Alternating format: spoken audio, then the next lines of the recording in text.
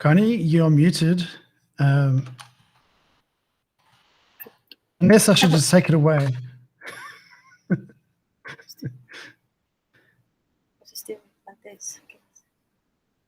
We can hear you now, Connie, I think. Okay, because the spinner, it was still spinning, so I didn't say anything. So good evening, everyone. So welcome to Angular Nation Angular APAC meetup. So we are lucky to have Mark Whitfeld from South Africa to join us today. He's a cool guy.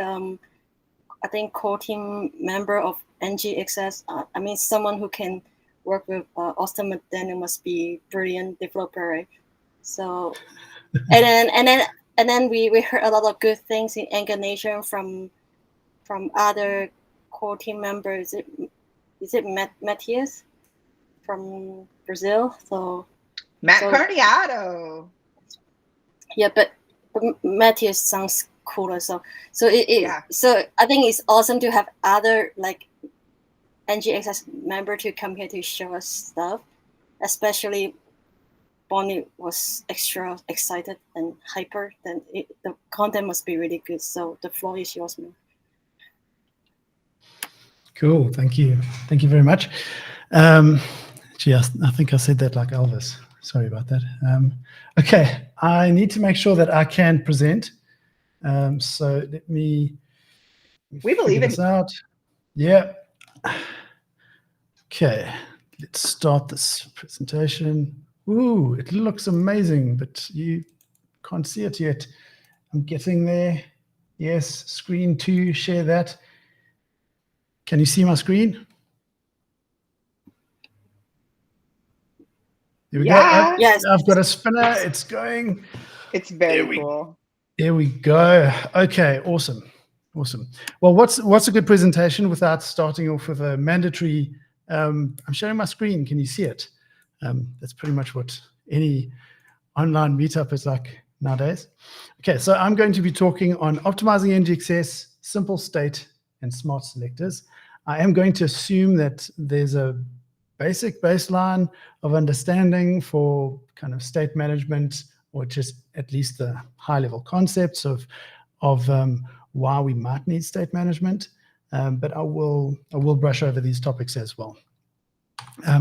So my name is Mark Whitfeld. It's good it's on the screen there, otherwise I might forget.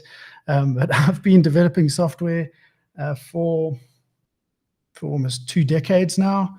I've been paid for doing software since then. But before that, I started writing stuff when I was at school, and my first website I wrote in 1996, which was before JavaScript.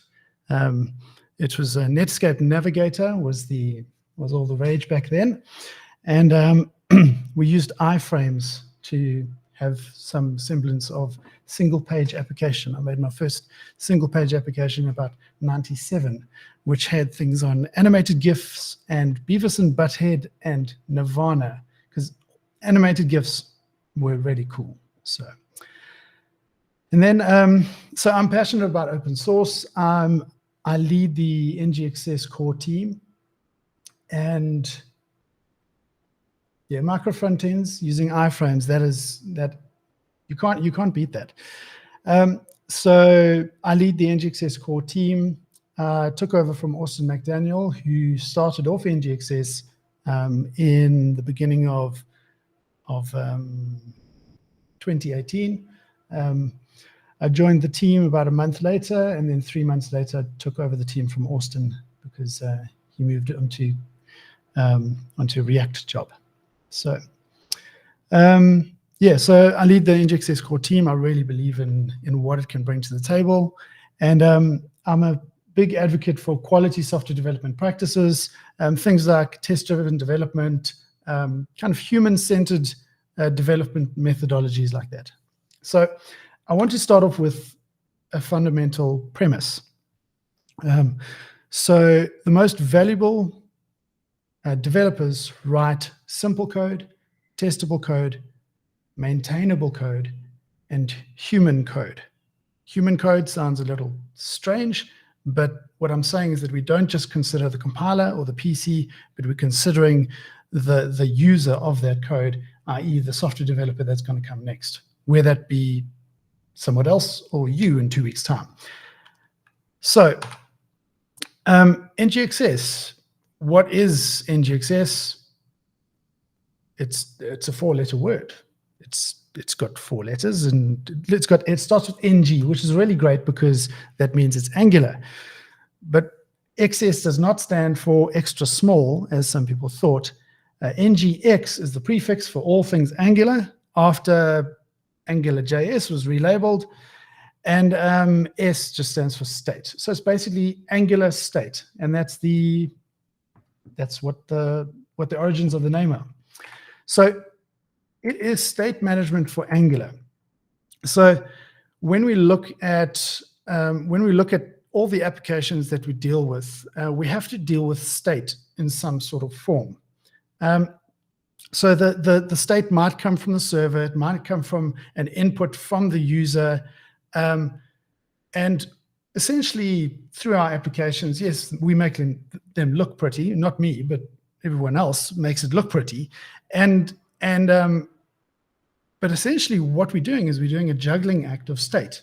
There's state on the server side that we're trying to get and represent to the user, and then there's information that the user has that we're trying to collaborate with the information from the server locally, transform that, send it back to the server, and that's the fundamentals of what we're building. So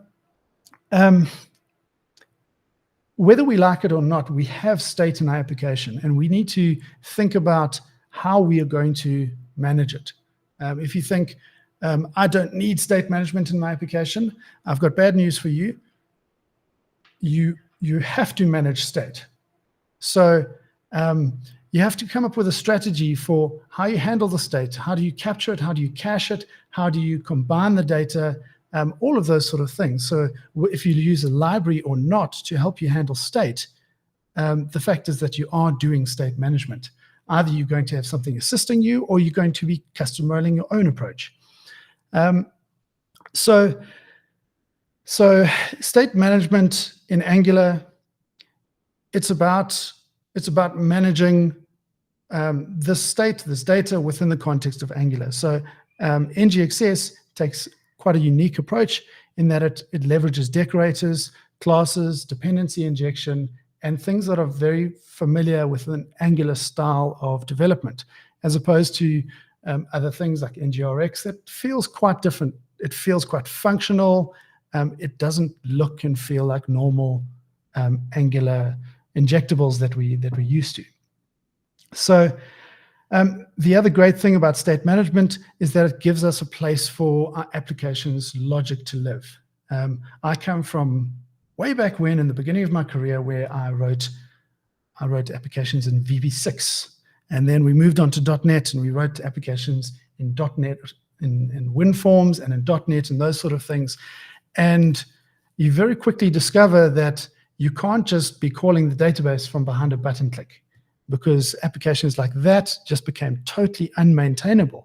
And the problem was that there was no place for the logic and the brains behind your application and how it managed state was to actually live. So what happened in that world is the N-tier architecture and kind of onion architecture, clean architecture, all of these different approaches grew in an iterative fashion, where people started to realize that you should actually have your view layer as thin as possible, and something that handles the logic, and then something that handles the interaction with external services to your application and those sort of things.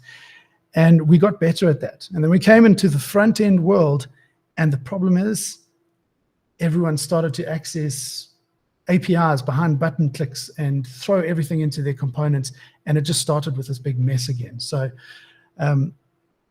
So state management, and there's other strategies and approaches that have come out as well, is really about trying to manage the way that you construct and build your application.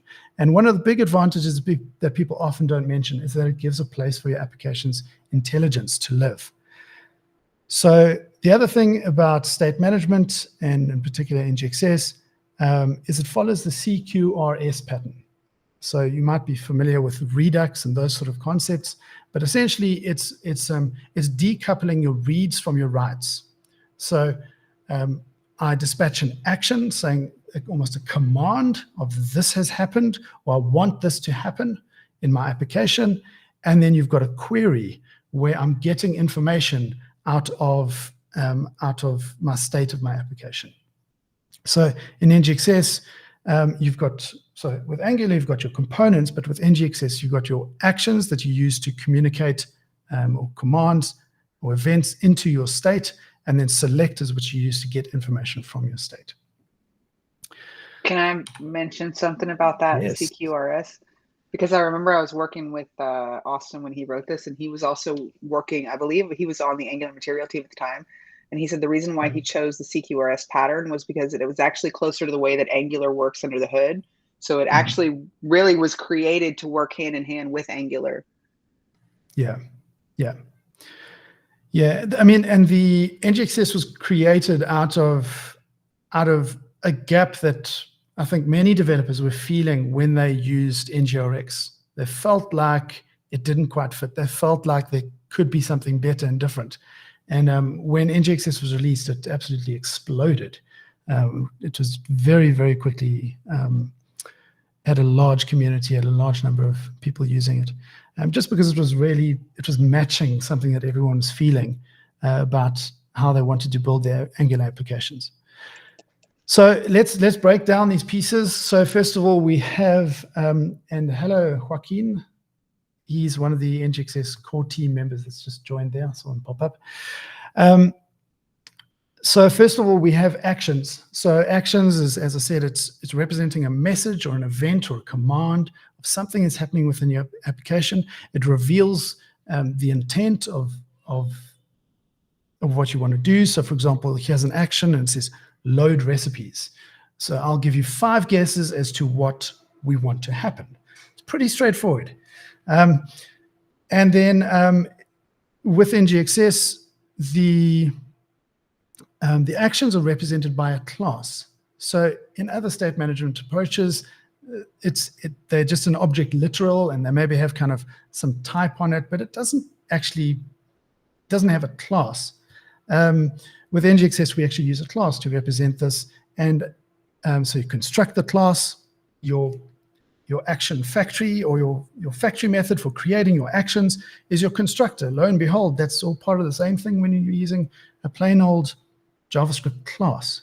And then the other thing is that actions have a life cycle. So in NGXS, it's quite different because it's not just an action isn't just dispatched and you got to respond to the dispatch and then it's gone. An action in NGXS has a life cycle where you can see, oh, this action has it resulted in an error, or it's completed successfully, or it was cancelled. So that's something that's a little bit different to what anything else offers for state management.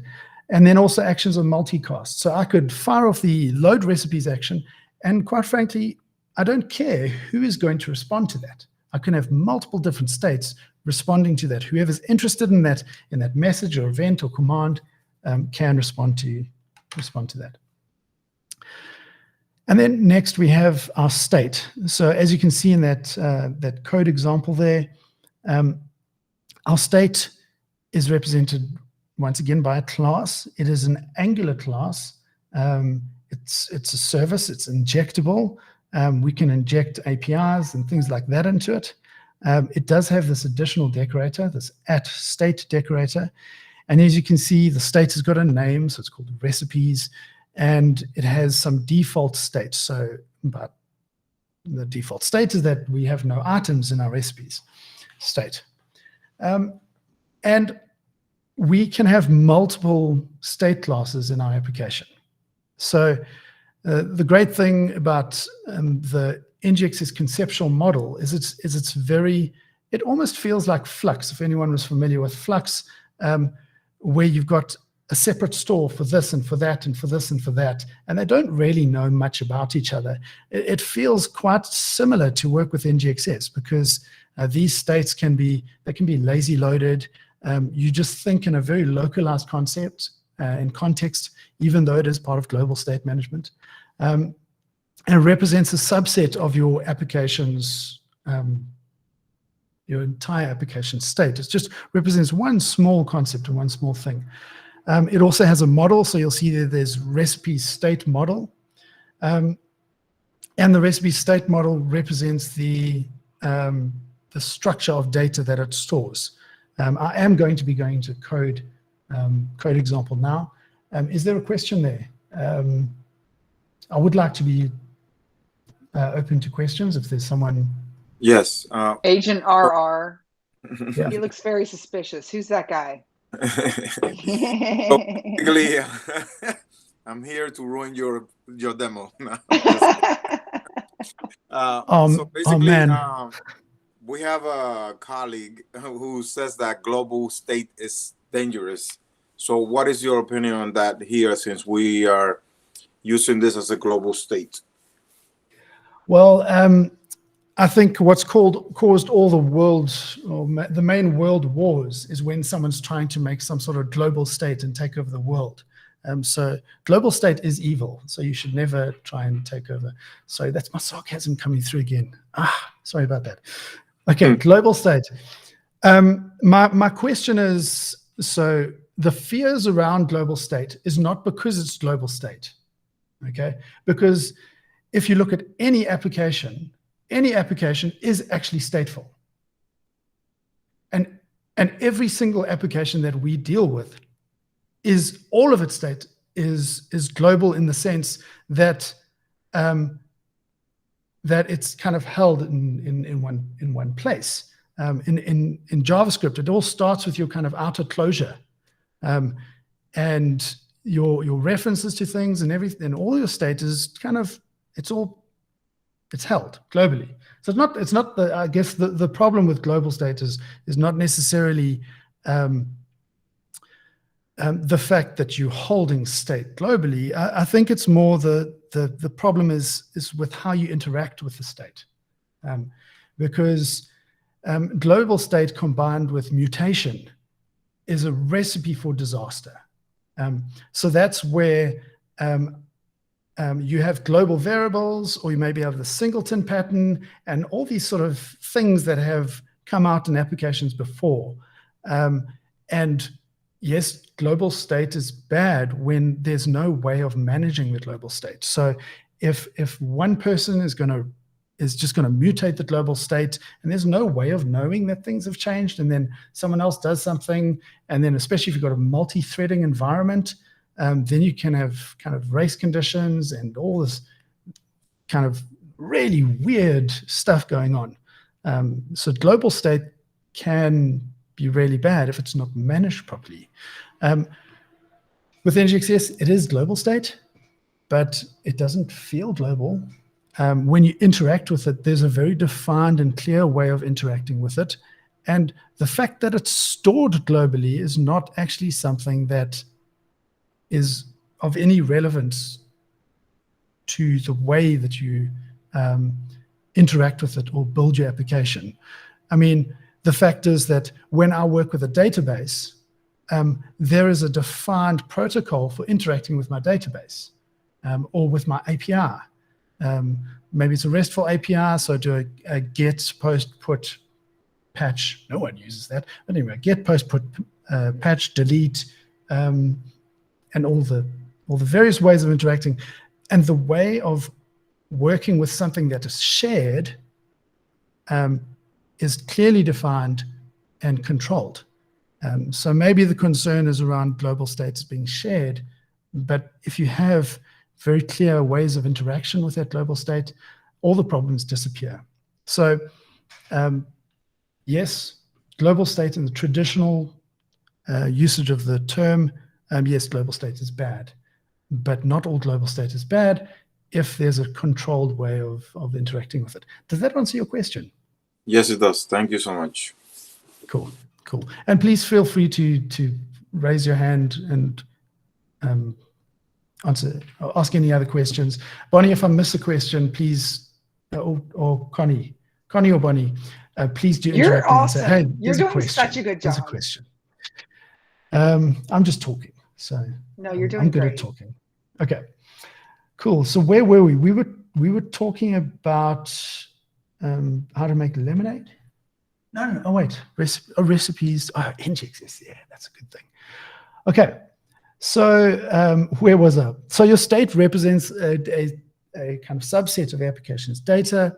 It's got a model, so it's clearly defined. This is what it stores. You can inject Angular services for side effects because it is an Angular thing. Within the state, and you'll see that now, you define hooks for how the state will respond to actions that are being dispatched within your application. Okay.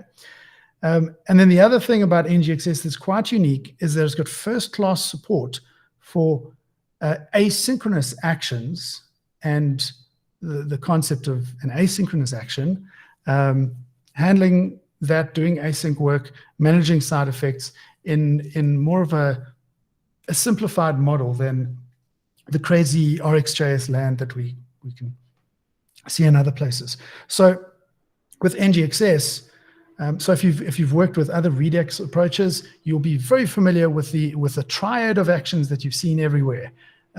There's load X complete, load X failed, or load X error. So there's an action. So for every action, there's two other opposite other actions, something like that. I'm sure some philosophers said that. But anyway, there's like this triad of actions, these three actions. You do something and then something's done and something's failed. And that's because of the way that Redux typically decouples your side effects from your state changes. NGXS does not take as strict a line and not as purist a line on that, which is a trade-off. People can do evil things, but people can do evil things with anything. So it's really looking at what's the most manageable conceptual model and ergonomic developer model for building applications and getting to the point of the reason why we're writing code. We don't write code in order to write a nice store, unless it's an online shopping store, or like to write a nice state, or to write like, we don't build an app to use the tech. We build it to achieve something, and the tech has to support us along that road. Wow, I've digressed. I'm usually at this slide like 10 minutes into the talk, and we're 20 minutes down. So anyway, so an example of an action within our state. If you have a look here, we've got, so this is a method that this load recipes would be within that state class there. It's got a little decorator at action, load recipes. So this method will respond to the load recipes action being when it's dispatched. Okay. Within this handler, we receive a context and an action. So the action is the actual thing that we dispatched. There's no need to have a dot payload and any special semantics like that. Whatever properties you put on your action, that's what you get. And it's great. And then your CTX, that state context, that's how you interact with your state. So, for example, here you can see that I'm going. Let's just go await this.api.loadRecipes.toPromise. Yes, you can use promises, and it's safe for zones because this actually gets run outside of zones. So we just await that. We get the data, and then we go context.patchState, and then items, and we set it to data.recipe. I assume that would have been data.recipes. That's a typo. So we just update our items within our state with whatever came from the API. A couple things to note here. We didn't have observables. Okay, we did go to promise, or there's another API in the latest RxJS for that.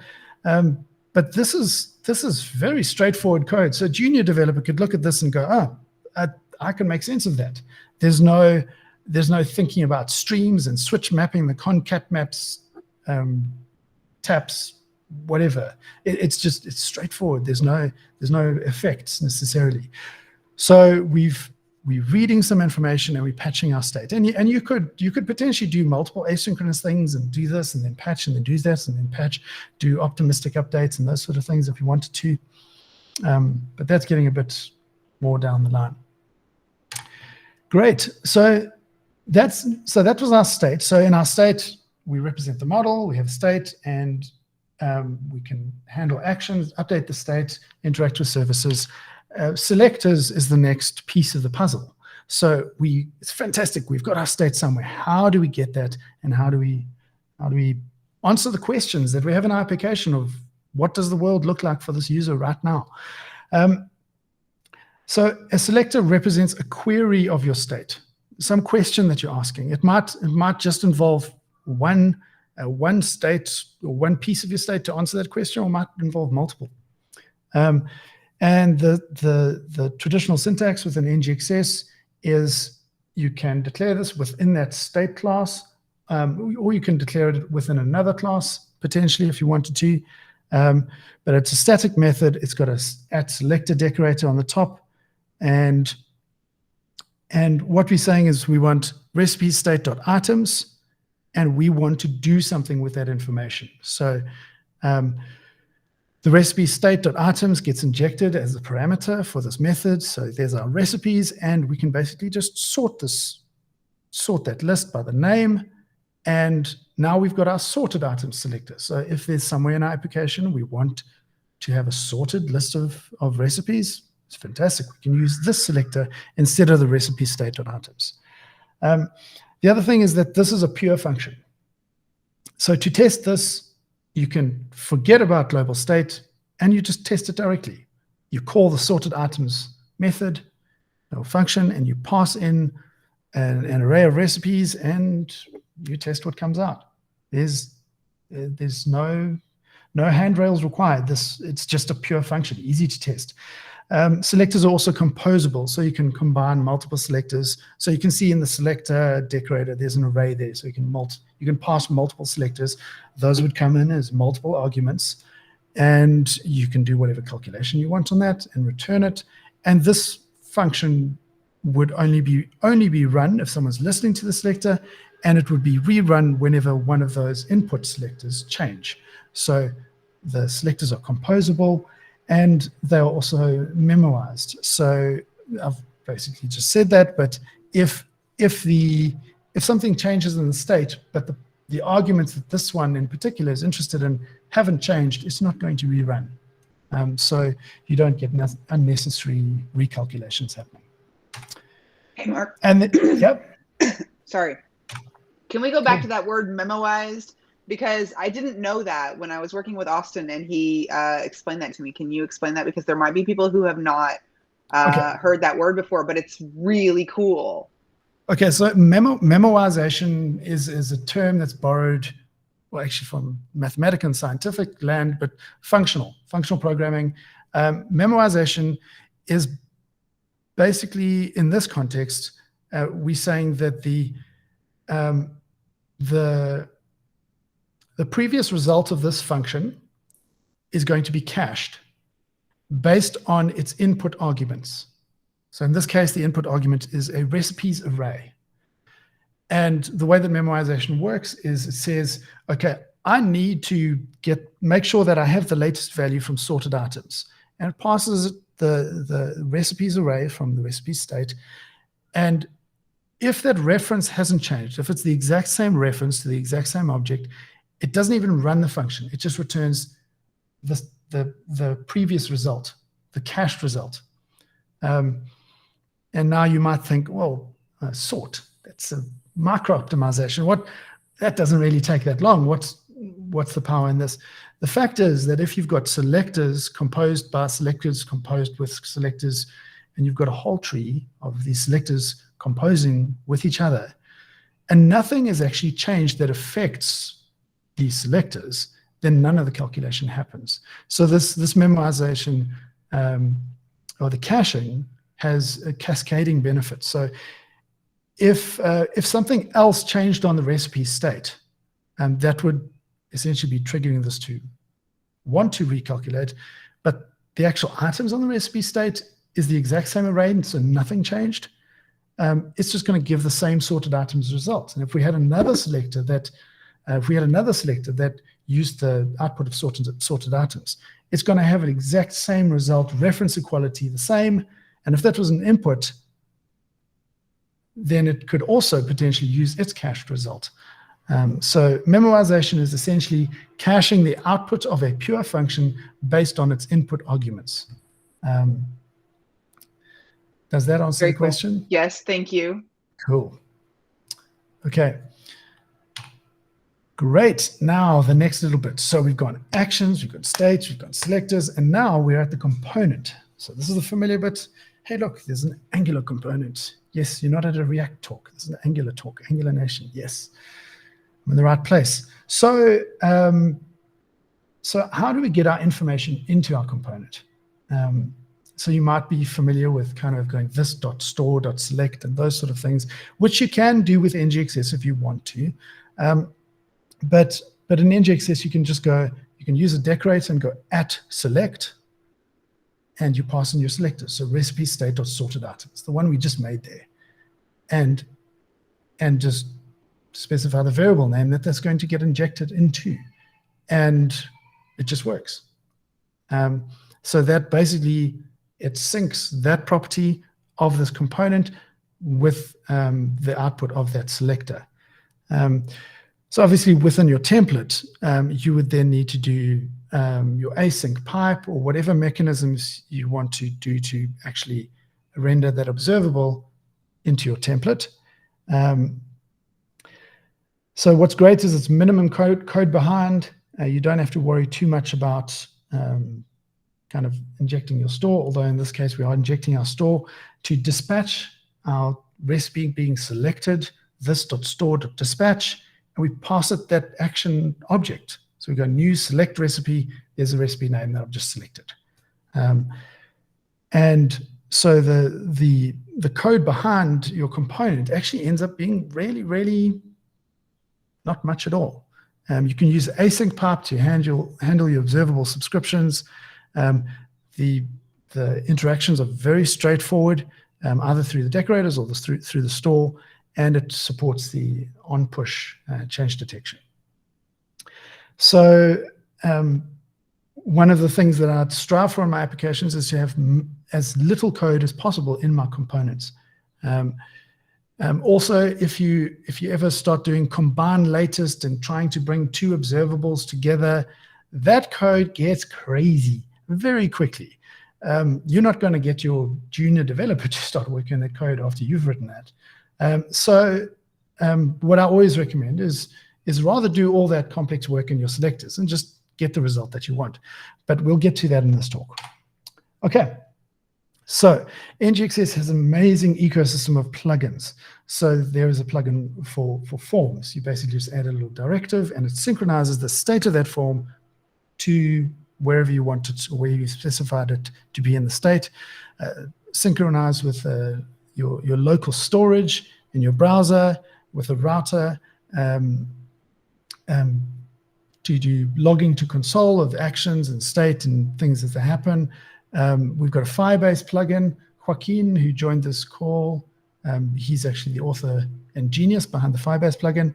We've got a DevTools plugin that it tries to translate the NGXS paradigms into the Redux DevTools paradigms, and there's a lot more. We actually have NGXS labs with multiple other plugins that are available. So now for the topic of the talk. That was the intro. Wow. So simple state, smart selectors. So yes, we have a hand raised. Agent RR, go for it. Again, sorry. So most of the packages, like, state management packages, they're reserved for medium to high-end applications, to large applications. So would you consider NGXS maybe for small applications as well? Because it seems that there is more of an ecosystem with Angular, which makes it easier to track state. And I think this will work as well for small applications. Yeah, so in fact, NGXS can't scale past a to-do app. if it's anything bigger than a to-do app, because it's NG extra small XS. I'm just kidding. What? There's my sarcasm coming in there. Sorry. Okay. No, NGXS Hey, I can be wanted used to ask you, for a do you have large. a hard stop at the top of the hour? Do I have? Do you have a hard stop at the top of the hour? I can roll over. It's because it's not your fault. If it's my fault and Rob's fault. It's not your fault. Cool. Rob. Okay, so to answer your question, yes, NGXS is being used in some very, very large applications. It's being used in banks. It's being used in internet marketing companies, in very, very large single-page applications and medium-sized ones, and it can be used in small-sized ones. So often the people say, "Oh, no. Rather, don't use state management if you don't need it." But then there's the question of when do I introduce it? And you go through this whole phase of trying to use facades because you're trying to delay your decision and all those sort of things. But the fact is, at least in my opinion, if a tool helps you to write a better application and it doesn't add extra work to use it, and it feels fun to use, and it's more difficult to make a mess using this, why not use it? I mean, I write small little apps, and I don't use state management. But if this is an app that's got some sort of scope for growth, I would say start earlier rather than later. With other state management libraries, you take a deep breath before you add it, because it adds a lot of extra code, and people talk about boilerplate, and a lot of people say they love NGXS because it feels like there's no boilerplate. Just between you and me, I'll tell you a little secret. Yes, there's boilerplate, but people generally don't see the decorators. So let's just keep that between you and me. But with NGXS, it just feels quite natural to use. So I've used it in very small applications, big applications, and I've never kind of regretted it. So does that answer your question? Yes, it does. Thank you. Cool. Okay, now for the crux of the talk, that we finished the introduction after 45 minutes. Okay, so simple state. It wasn't your fault, remember? Yeah, it's not my fault. Yeah. All you people. Okay, simple state smart selectors. So this is the way that I like to architect and approach building my Angular applications. So let's have a look at our standard application. So we have some state, maybe state X and state Y, and we have a number of different views of that information. It might be two different views of the same information, or maybe one view combines the two bits of state, or maybe represents different needs of different users surrounding the same kind of domain model as you build your application. I like to think of these as projections of the information that I have in the application, or to think about it as a kind of a presentation of the information. So just a kind of world view of the information in the state that I have. So as you can see, you can maybe think, okay, those views are components. But let's get into this a bit. So, okay, so the principles that I want to talk about is, first of all, store your data that you have into your state in as raw form as possible. So don't pivot it, don't transform it too much. You might need to, for example, from Firestore, when a document comes down, you might need to add the ID onto it. Yeah, you can't get away from that kind of stuff. But store it in your state in as raw form as possible. Do no manipulation to your state or your data. Okay. So if it gets captured, store it in the raw form, however it comes from an API call, whatever, as raw as possible. And then for your transformations in your state, create classes for composing selectors. So do the hard work of changing the shape of the state or manipulating the state. Do do that in Selectors. Selectors is honestly, I mean, state management. I wish it was actually called like Selector awesomeness instead, because this is the amazing power of using state management are these selectors. So what I like to do is I like to create a separate class, separate to my state, that actually composes selectors and starts to form a bit of a kind of domain model of selectors for what I'm building my application. And so these can just be separate classes. They're static classes with these static methods on them that have the selectors. Remember, selectors are pure. They should not be accessing any services or any external state. They're just pure functions. I like to call these query classes. Some people call them selector classes.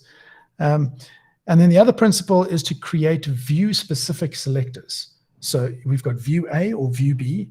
Create a selector that's going to transform the data into a structure that is as close to exactly what view A needs as possible. Sometimes when I develop my application, I actually start with a view and make a mock-up model of just some model that will fulfill the requirements of what my component needs to display. And then I work back from that and I say, okay, now I've got this model that the view model for my view. So let's transform our selectors to get it into that shape. And then I don't need to deal with observables and combine latest or any of that stuff. It's in the right shape. My component consumes it, and we're all good. So I'm proposing use view model queries. And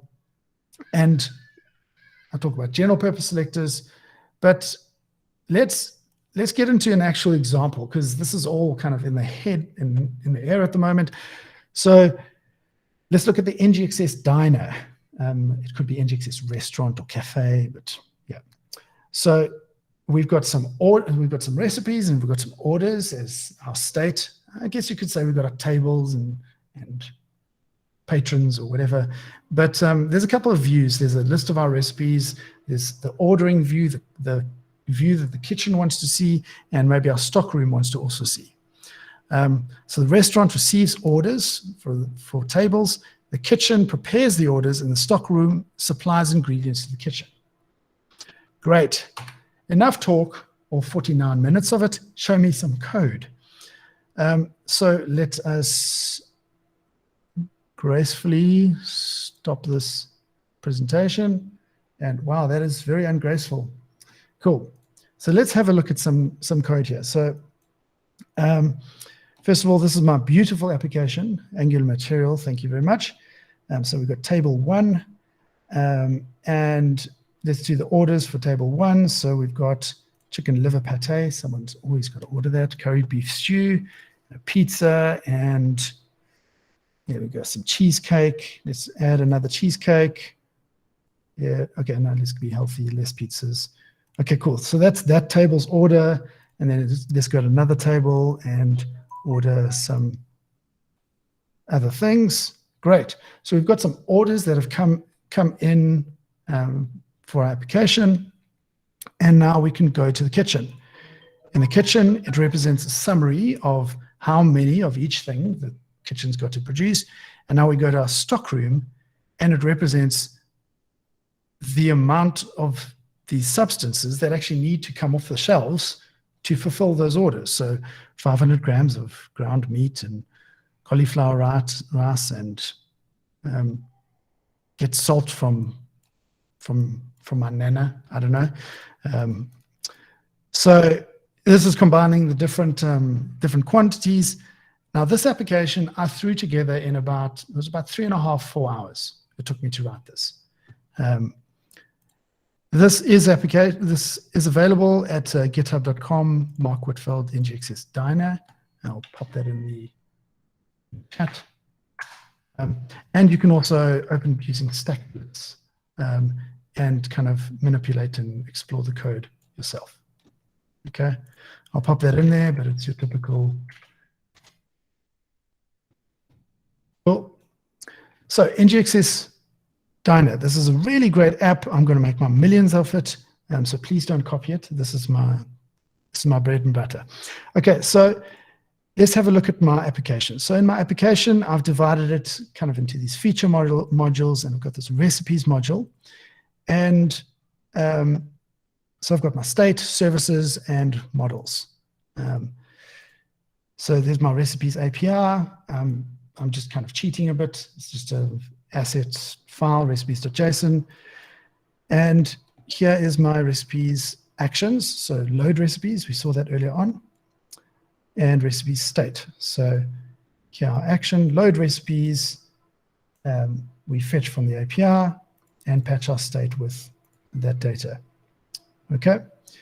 Here are some selectors. So the item selector gets the items off of our state.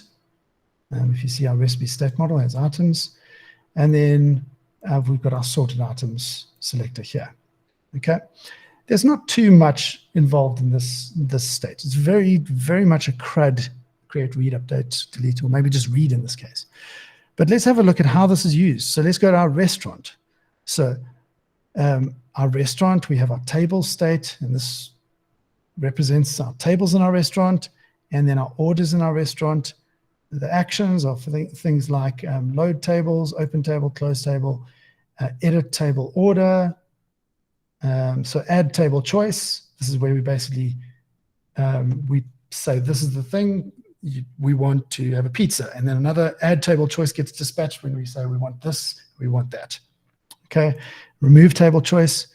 And you can have a look at these states at any point to have a look at how these happen. And then what we have is we've got our orders queries. So this is what I was talking about with a queries class or selector class. So orders queries, this could actually be static because all the members are static. But basically we've got this get all ordered items count map. That's a bit confusing, but basically all the items that have been ordered, let's have a map of the name to how many have been ordered. This would be used by the kitchen.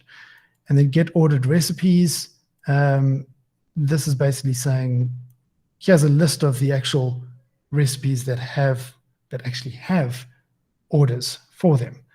So if you can see, this has got a data structure recipe order, which is a recipe and a count. Okay.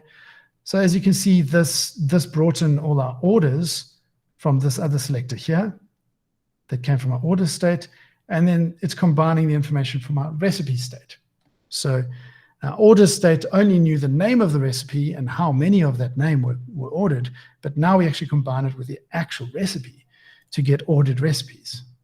Okay, so these are these kind of domain-specific queries or selectors that we've built up for our application. And so we have our restaurant homepage. On that homepage, you'll see we've got our app tables view. So we've got our tables view. On our tables view, we've got this grid list with the app table card. And if you have a look in my tables view, it takes in the table orders. If we have a look at my homepage component, I use table view model queries.get view model. So this is passing in a view model that matches exactly what this page needs. And this just gets passed along to the other components. As you can see, there's a massive amount of code that we've got to maintain in these components. Table card, that's complex. Okay, no, it's actually just got an input and it dispatches some actions. Okay, so that's pretty cool. Our table view, this is where we capture the orders. We've got add choice and remove choice, and a very basic material template for this form. So that's basically the ordering section of our app. There was so little code behind those components. I mean, very few lines of code there. So where is the code? It's not in this component. It's not there. There's code, but it's just calling off to dispatch or select something. So this is the alternate way of selecting, by the way. Okay, so where's our logic? So I have this over here, view models. So I've got my my table view model. So this is just going to give me a list of my tables. That's not particularly useful. This is my order view model. So this gets my get view model for table. And basically I compose what is needed for my tables in terms of what's ordered, what's not ordered. So those are those two lists there. If we go back to my table, ordered and not ordered yet, because they move up once you've ordered it, and they move down. So that's the view model. That's pretty much matching what that actually needs. Great. So let's have a look at, so that's the restaurant. Let's have a look at the kitchen. So I'll fly through this quickly. The kitchen doesn't actually have any state. It's just got this view model query that essentially it does a bit of pivoting on an existing selector and produces a production sheet. Let's go to my page. Oh, no code. No code there. So let's try and find the code. Oh, there's no code there. So just HTML templates, some binding, and we're done for the kitchen. Okay. Surely there's some complexity in the stock room. I mean, that was crazy. That was summing up all these things. Well, yes, there is some complexity here. Once again, there's no actual state because we're just using our orders and recipes state. So we do have some queries. So we've got this query, which is get ingredient orders. So this is basically saying this order has this quantity of this ingredient. So this is really where the meat of the logic sits. And this is a pure function. So it's fully testable. It's really, really nice to test this. Unfortunately, I haven't got any examples of tests. But then let's go to my view models. Okay, so I actually just I leverage what I already have in my general purpose selector or my domain selector there. And this is what my stock view model shows. So let's go to the page. Lo and behold, yes, I use @select there. Components. Oh, there's still no code anywhere in this application. This is just smoke and mirrors. This is crazy. How did this all happen? So this is what I'm proposing as a way to build your application. This is something that I've done for very large applications. Virtually everywhere that I've consulted or worked with any team, we move towards this sort of paradigm of pushing a lot of the application logic into these selectors. If you're using something like NX, I would recommend maybe moving your models and your queries and maybe your state-specific things into their own libraries and having UI-specific libraries with your components and your pages and your routing and those sort of things in it. Or you can do your micro front ends in iframes if you want. So this is the application. There's nothing much else that I can show you. I think this is quite an impressive application to play with and look at, but there's not much code there. It's very simple. We're just dispatching actions when something's happened. So here, I click the plus. That just says add a choice. Click the minus, remove a choice. I don't have to worry about how to update my view once you've removed a choice, because my selector is going to tell my view what its new state is, and I just render what that is. Cool. So let us swing back into the presentation. Okay, enough code. I heard you all saying, I'm sure, maybe, no? Okay. It was beautiful code, though. Oh, thank you. There was not much code. Yeah. That's exactly how I felt the first time I saw it. I actually went to Austin and was like, what is this @select thing? Where is this coming from? And it was magical. Yeah. But it really is beautiful and very minimalistic. I love it. Yeah, so, I mean, you can go and have a look through that code base and try and find where the code is. The nice thing is most of the logic is actually sitting in these pure functions that are fantastically testable. And once you get your head around approaching things this way, it just flows so simply. I've had junior and apprentice developers virtually straight out of university. They're starting with Angular, and within a week or two, they slot into this paradigm, and they're able to follow it. Okay, so the quickest wrap up in the world. So what are the principles? Store your data and your state in as raw format as possible. Create these classes or general purpose or domain specific selectors to transform that into logical models, and then also have view specific selectors. So create view models that are very specifically targeted at the pages within your application and the particular use cases of that data. And yeah, you can ask questions if Connie and Bonnie allow. And you got the link to the code. I can post the slides if you want. And follow NGXS Store on Twitter for updates on NGXS. Don't follow NGXS. That's not us. It's NGXS Store, because that's what we got. Thank you very much, everyone. Oh, and then on Twitter, I'm Mark Whitfeld, at Mark Whitfeld. No field, Feld. Spell it right. Cool. Thank you, everyone. That was beautiful. That's it. Show's over. I really love NGXS because once it's implemented, the components are really beautiful and simple and clean and tidy. And I really thought that I always thought Austin wrote beautiful code. And then once he left, that the project was taken over by really cool people who maintain it. Mark obviously being the lead, and then some other really cool people. So I love NGXS, and that was awesome. Thank you so much. I'm not even hosting. Thank you, Connie, for bringing such cool guests to this channel every time.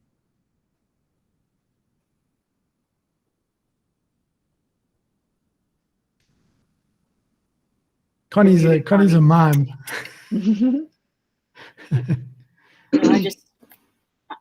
Because I don't know, I develop some kind of thick skin, asking people to come and talk. You're awesome.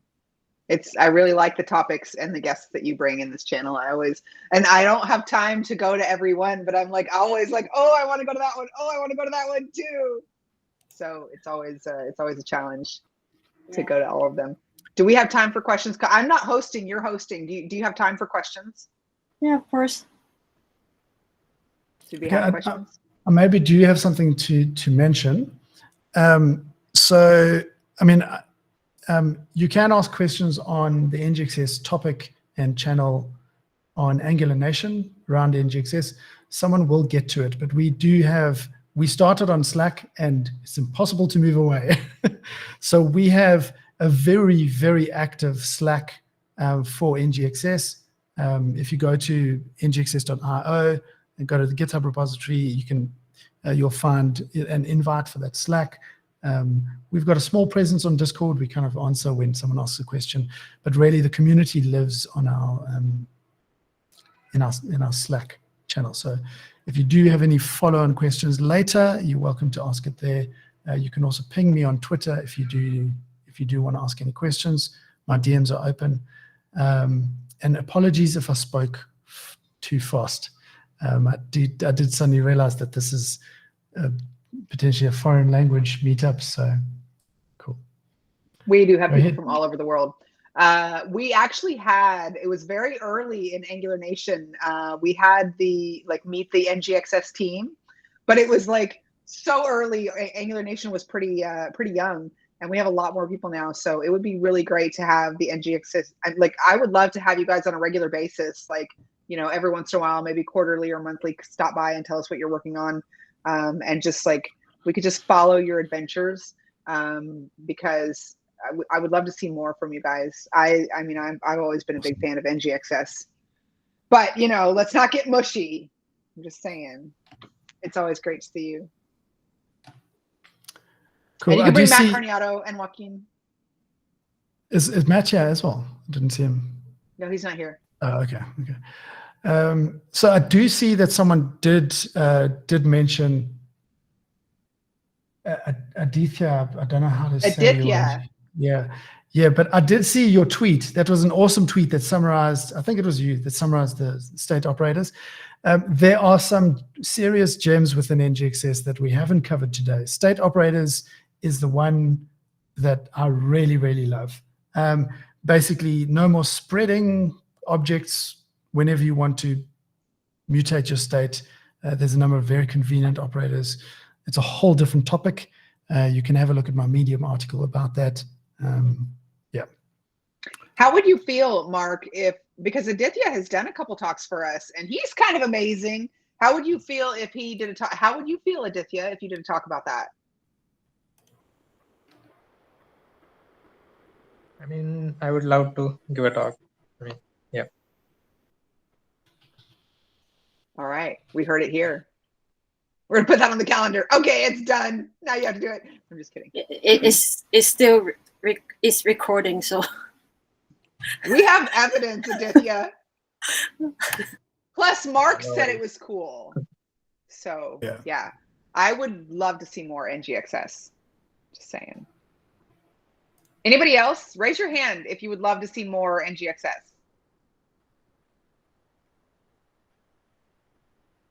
Hey, look at that. We have so many questions now. Who wants to go first? No, it's good to have choices. Like in station management, it's good to have choices, not just stick to one because it's the only option left. Just like the rest of the world, right? Choices. It's good to have favorites too, though. Are better than no choice. My favorites. All right, that was awesome. Okay, does anybody put your hands down? Does anybody have questions before we wrap it up? Rob? Yeah, I would like to know. Oh shit. Go ahead, Stephen. Okay, I would like to know the difference between the queries and then the view model. So, so for the queries, to me, that's really, it's got the application in mind, and it's thinking, how do I build more of a domain model, something that represents a concept in my application, so it kind of answers a question about something in my application.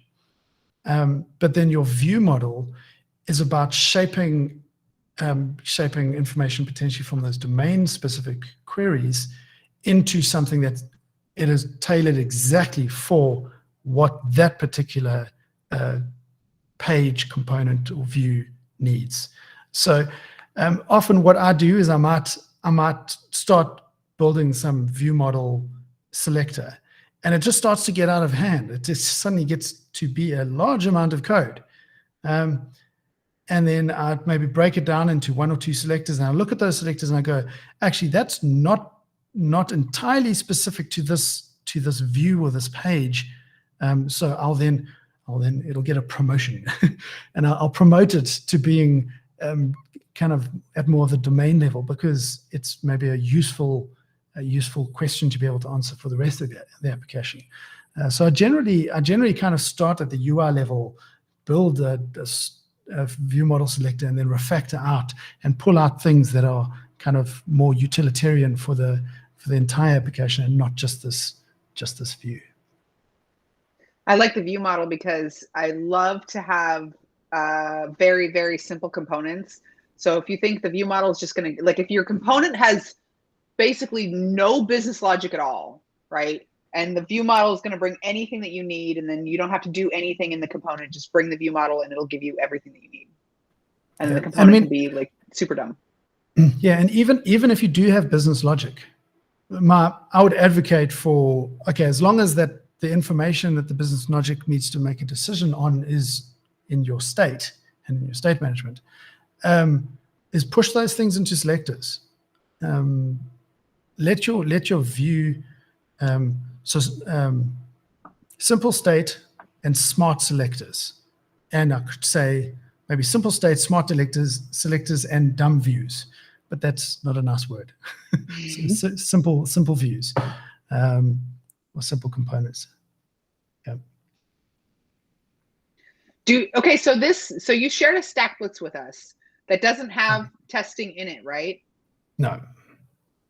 Do we have anyone in here who, because we have had a couple of other demos, and I think I actually had a demo that I did that didn't have the unit tests, and someone volunteered to open up a pull. I don't know if you can open up a pull request for a stack blitz. Well, unless you have is it in the GitHub repo. It is a GitHub repo, yeah. Is it public somewhere that we could? Does anybody? Azaria, you asked the question. No, I don't want to pick on you. But I did post the link to the GitHub. Yeah. So just if anybody did want to write some tests, would you be open to that kind of a pull request? Yeah, no, that would be that would be great. I think it would be nice to build more of a richer example. So maybe along the lines of the question about testing is that so testing obviously is absolutely dead simple when it comes to a selector.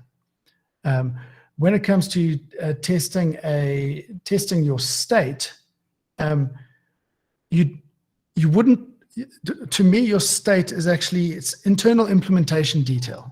You don't want to test the internals of that state. So the way that I test state is I might mock out the services that it uses, load up whichever states I need. So basically, by the way, you can do full feature, you can do lazy loading of states, all those sort of things. And then when I test my state, I fire off an action, and then I use a selector to have a look at what my state now looks like. The tests against the state are more kind of integration level tests. But that being said, your state shouldn't have too much logic other than just storing information.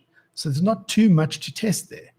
And then when it comes to testing, some people, they've battled to test components that use NGXS when they're using the @select decorator. And there are ways and means of testing that.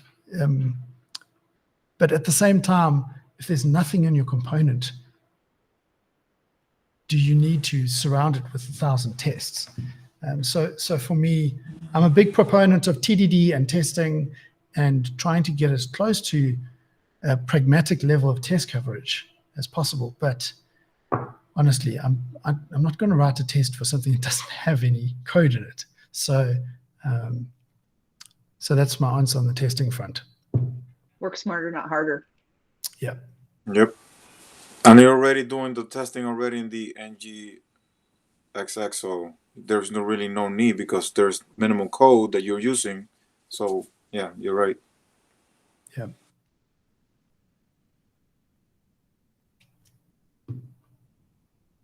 Cool. Any more questions? Awesome. Do I use Cyprus for testing? Oh, maybe I'll mention. So that last question there about using Cyprus for testing. So yes, I do use Cyprus in my projects for testing. I have been looking at some other interesting alternatives recently, but yeah, Cyprus is pretty much my go-to. A very interesting thing with Cyprus, and often with your Cyprus, every single test does a page visit, and it ends up being extremely slow. Some mechanisms that I've used in Cyprus, and it takes a little bit of work to get it right, is what you can do is you can expose almost some hooks in your application that Cyprus can actually run to maybe store and set your state. So then what you can actually do is you can almost hydrate your application in a certain state so that you don't have to, using Cyprus, visit a page and then click here and then click there and then click here and then click there. You can kind of bootstrap your test with everything just ready to go for your state. So it is quite a nice approach for speeding up your Cyprus tests. I know of some people that have gone the full way, and even their router is synchronized with their state. So when they kind of rehydrate their state at the start of their Cyprus test, it actually navigates them to exactly where they want to be in the application with all the state, and then they do the simple Cyprus click, click, click, click, and it's very fast. So yeah. Very cool. Do you have time for one more question? Yep. Tom Eustace. Hi, yeah, sorry, I'll try and keep it short. So we used NGRX on a previous application, and it became quite hard to reason about what components used what selectors. So just wondering, is there like a way to view a dependency graph with the dev tools or something, or any way to visualize what, say, components are depending on selectors, that kind of stuff? So there's no tool for visualizing that dependency graph. But I've worked on some very large applications and I've never felt that I've needed to do that. When I've followed this pattern of kind of having these domain selectors and those sort of things. So no, we don't have a way to visualize it. Although I've never felt that I've needed to, and the complexity hasn't really ramped up to that point. Just a very interesting thing to note is a fundamental difference between an NGRX and an NGXS selector is with an NGXS selector, the method that you write is the method that you test. So all the selectorisms is basically attached as metadata onto that method. So your actual selector is the method. So you can actually execute tests against it. When it comes to NGRX, your selector is something that takes in the global state. So to test a selector, you've kind of got to reach inside to try and test the function that's wrapped by the selector. And if you want to test the selector, you've maybe got to pass, if you want to test it directly, you've got to kind of construct the bits of global state to get it into the right place to shove into that selector. And it's awfully uncomfortable, at least for me. With NGXS, the selectors are very much a simplified model, localized view. At no point in my application do I care where the stuff sits in global state. It doesn't feel global. We had that question earlier on about global state. You don't ever think about like app state dot recipes dot something. It's just recipes. You just think about it independently. So for me, the conceptual model and the way that your application ends up rolling out with NGXS makes the mental paradigm a whole lot simpler. By the way, if you look at that example, that GitHub example, you won't find a switch map. You won't find a subscribe. RxJ, to me, RxJS, and I mean, Ben Lesh agrees with this, RxJS adds unnecessary complexity to many applications.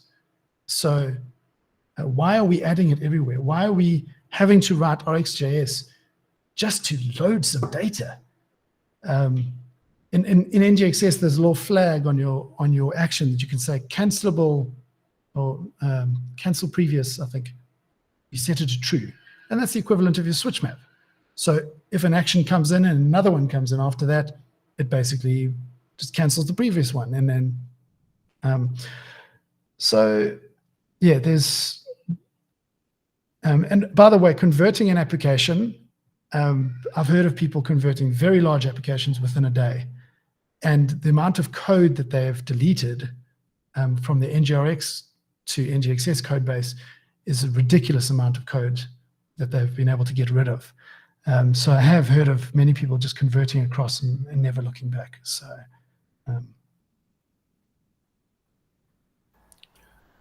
Great, thanks. Cool.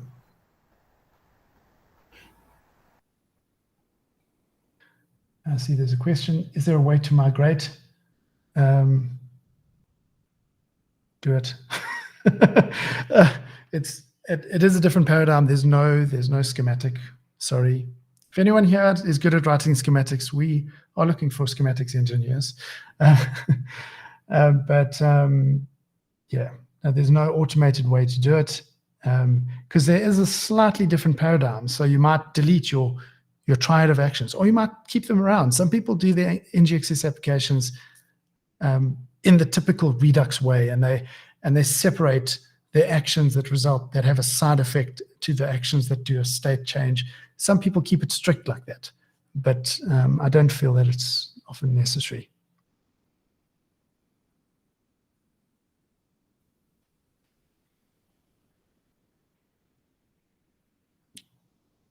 Cool. All right. That was awesome, awesome, awesome. Anything else to add, So Connie? one more question. All right. So I think you've made mention of the fact that it feels like it's not a global, it is a local state management.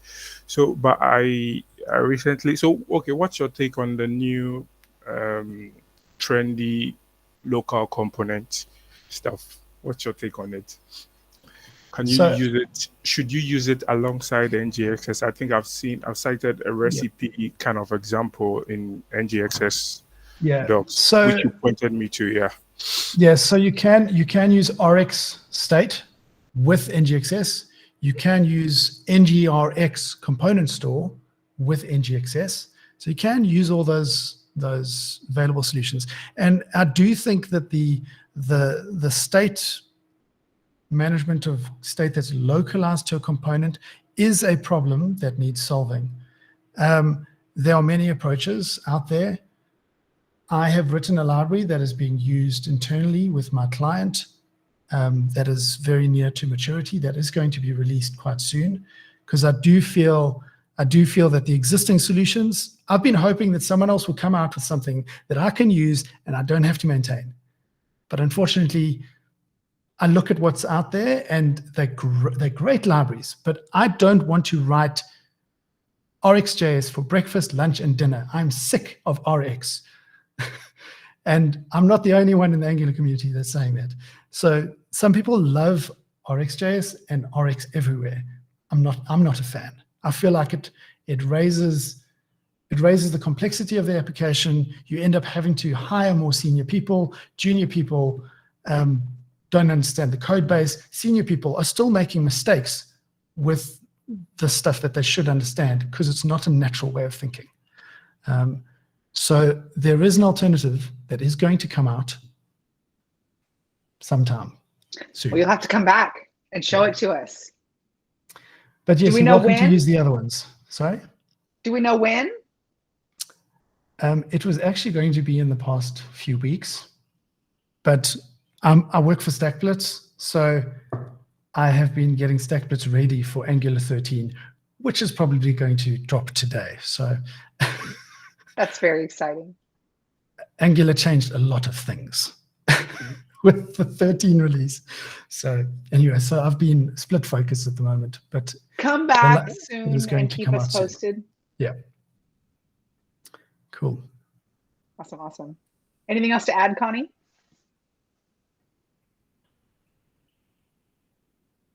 No.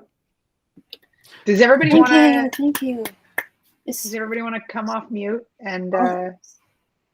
It's awesome. You want to come off mute and say thank you to Mark and Connie? Thanks, Mark. Thanks, Connie. Mark. Thank you, Mark, Connie. Thank you, everyone. Thank you. Thank you very much. Excellent. Thank you. Great to get to see you all. This is amazing. Should have just left our cameras on. Yeah, with the kids in the background. I love that. That's amazing. Yeah. Oh, my kids. Yeah, thanks. So many young front-end developers. Yeah. The next generation learning about NGXS. They're the junior developers that you talk about. Yeah. They can do NGXS in 2 weeks. That was my promise. Oh, cool. All right, I'm super late. I got to run. It was so good to see everybody again. Thanks, Mark. Thanks, Connie. Thank you, everyone, for coming. Thank you, Bonnie. Bye-bye. Bonnie. Thank you, awesome people. Bye. See you guys 2 weeks later with Fanus and Fanus and Eris. I love those guys. That'll be fun. And Mark, come back soon. Tell the team we said hi. Will do. Maybe the whole team can come. Cheers. Yes. Yes. Bye, guys. Cool. Bye. Don't forget to stop the recording, Connie. What? Don't forget to stop the recording. I left it running one time and left the meeting. Oh, and it kept going. Stop.